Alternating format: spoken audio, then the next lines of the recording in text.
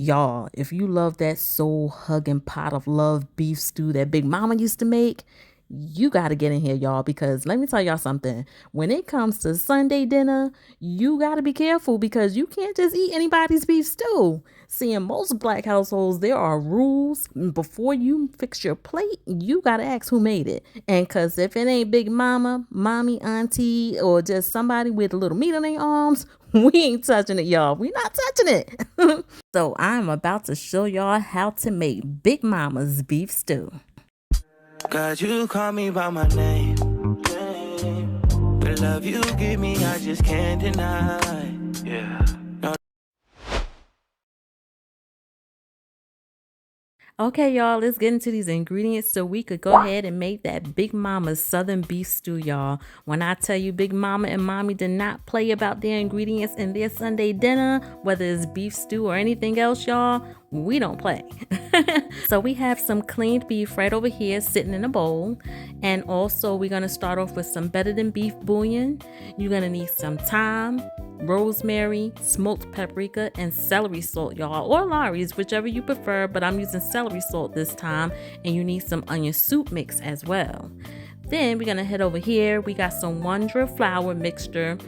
We have black pepper, garlic, onion powder, red cooking wine, that W sauce right there in the back.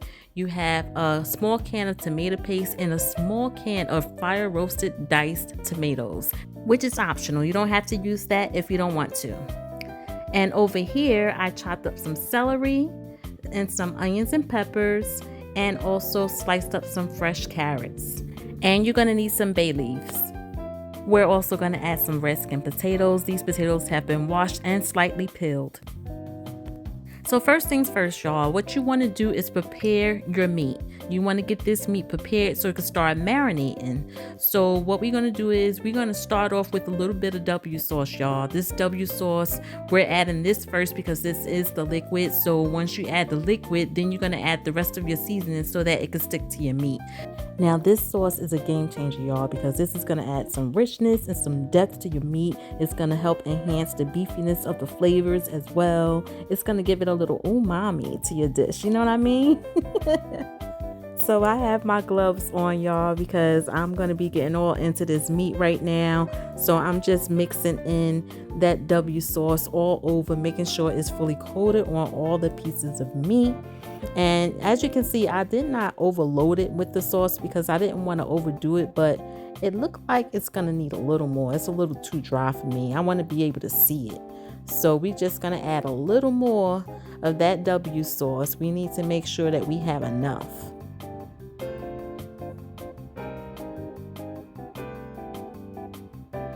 All right, so that should do it right there. So I'm going to mix this all around. Next, we're going to add some celery salt, y'all. We are using celery salt today because this is going to give you a more cleaner herbal taste to your stew. It's also going to be less salt content. And with celery salt, you don't need a lot. You just need a little pinch. And we're just trying to watch our salt intake. Now, I would normally use Lawry's salt in this dish, but we're going celery salt this time because it's going to pair well with those other flavors like your carrots and your onions. Next, we're going in with some black pepper. You got to have some black pepper, y'all. So just add a little bit. As you know, I do not measure my seasonings. I pretty much visualize everything. I smell it and I stop when my ancestors tell me to. And then I just showed you the garlic powder.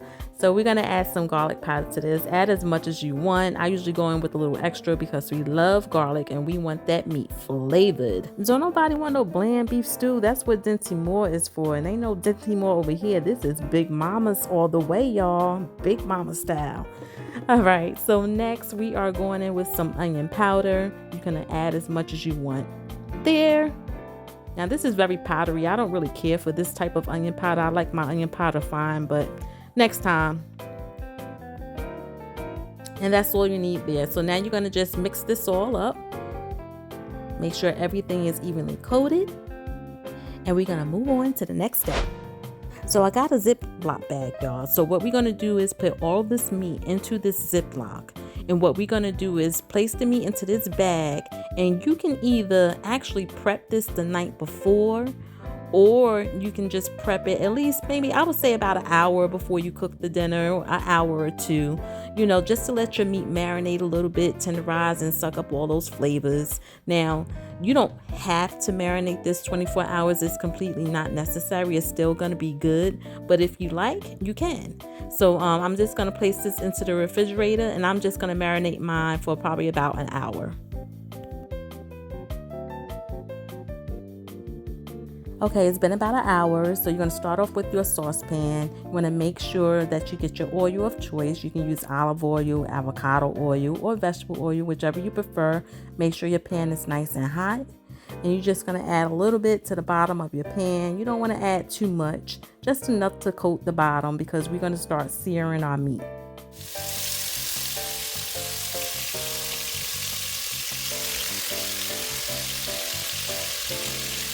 And guys, make sure you're not overcrowding your pan with your meat, because the last thing you want to do is add too much cold meat. It's going to interfere with the temperature of your pan, and you're not going to get an even sear. You want a nice even sear, because those bits that's going to generate in the bottom of the pan is going to help with your deglazing process. Next, we're going to add some smoked paprika, y'all.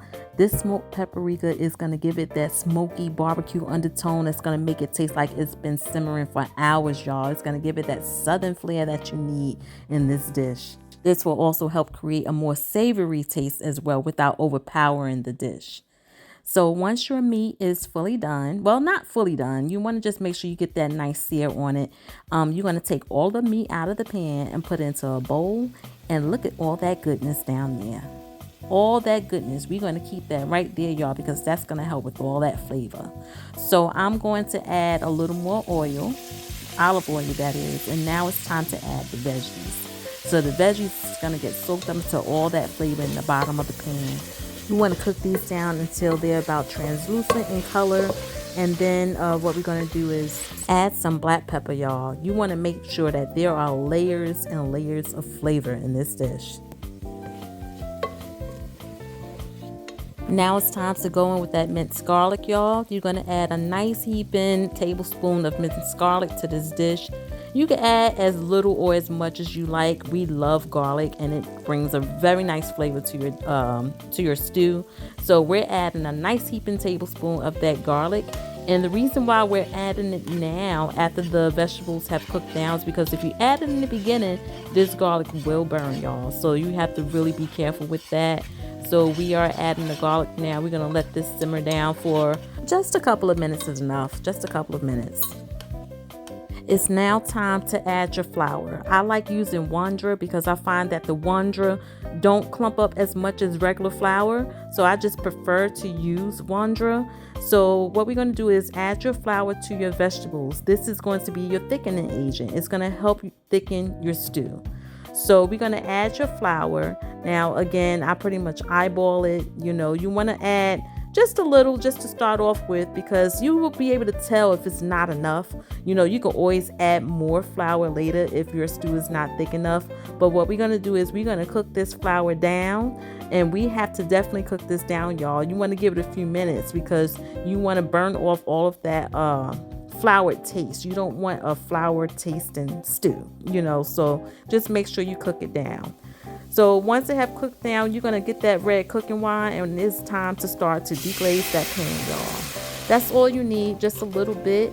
And look at that. All of that goodness starts to get lifted from the bottom of that pan. That is where all your flavor is, y'all. That is key component to your beef stew. Next, it's time to prepare your beef broth. Let's get that better than bouillon. And we're going to go ahead and get this set up here. This beef bouillon, they usually call for 1 teaspoon to every 4 ounces. So what I'm going to do is I'm going to need about 4 cups of water for this dish. Actually, I'll probably need a little more. So I have my teaspoon here. Now, better than bouillon, it is naturally salty, y'all. So you want to make sure you be very careful with this stuff. So they say add 1 teaspoon to every cup of water, but I'm not going to do that.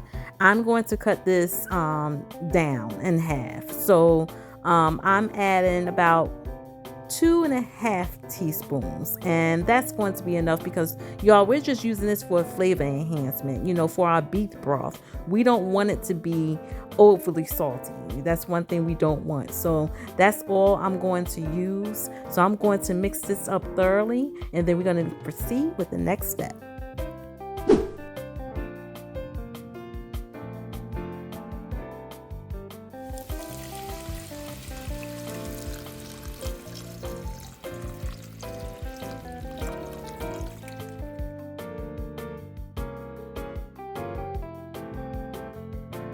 Now it is time to add your onion soup mix, y'all.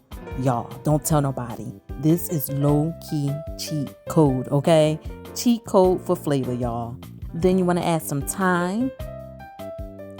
And then after that, you want to go in with that rosemary as well. Next, add some smoked paprika. You can't forget that, y'all. That's going to give it that southern depth and that good old smoky flavor. We don't want no bland stew over here, y'all. Get all those flavors up in there. Next, we are going in with some tomato paste. We got a teaspoonful. We're going to just add that. You don't need a lot of the tomato paste, not at all. Then we're going to go in with some fire roasted diced tomatoes. Now, these diced tomatoes are already flavored with garlic and herbs. It's definitely going to take it up a notch, y'all. And I only use half the can of those. You can use the whole can if you like extra tomatoes, but you don't necessarily have to. So, of course, we are tasting the broth. You got to make sure that flavor profile is there. If you need anything extra, go ahead. Now is the time to add it. I'm just adding a little bit of total seasoning. That's pretty much a seasonal, a little bit of everything. I only added a dash of that because I need a little bit more something to add to this to give it that extra kick that it needs. And look at all that goodness, y'all. It is looking good already and it's smelling good. Now we are adding the meat. It is time to get all of this goodness started, y'all. Add all of your meat to that good old broth, and you're going to add your potatoes at this point as well.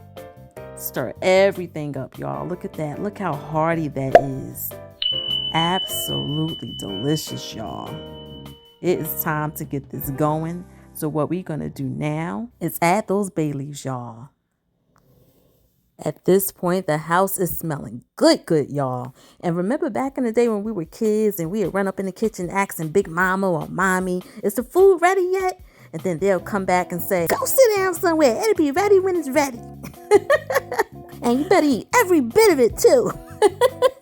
And you better believe we cannot leave that table until we ate every bit of that food off our plate just for rushing them. So I'm sure you remember those days. 1 hour later. Look at how yummy that look, y'all. Oh my goodness. Looks so good. It is time to add those carrots right now. I didn't add those with the rest of the ingredients because I didn't want the carrots to get too mushy. So we're going to add those carrots and let this go for another probably about 15 or 20 minutes. Just until the gravy has thickened up a little more.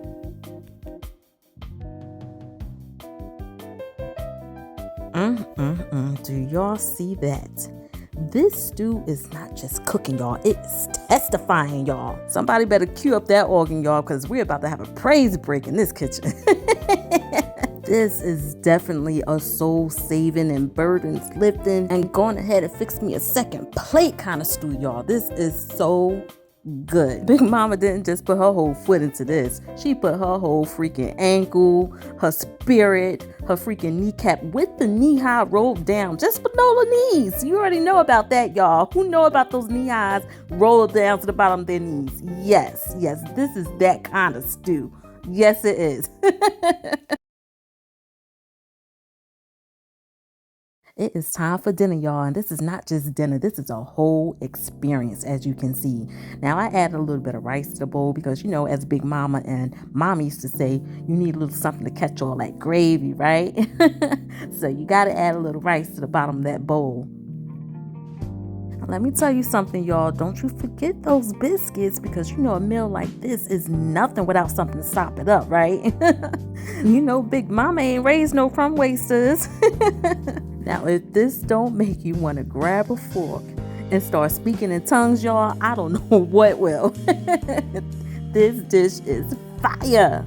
I hope you enjoyed this recipe, y'all. Take care, be blessed, and stay safe, y'all. Bye. Why you so fine?